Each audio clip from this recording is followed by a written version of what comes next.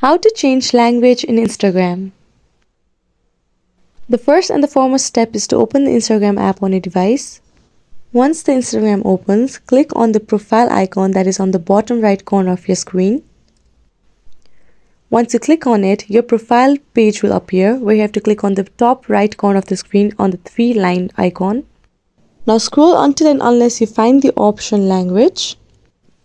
Here you can see that the language option is under your app and media.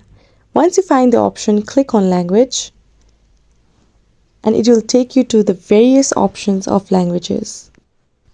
Now you can simply choose the language you want your Instagram to work with. For instance, I'm choosing Spanish here. Now go back to your home screen just to check if your language has been changed or not. And as you can see, my language has been changed to Spanish. Now let's change the language once again to check if it works with other languages or not. And you have to follow the same step to change the language once again. For instance, now I'm choosing the Hindi language here.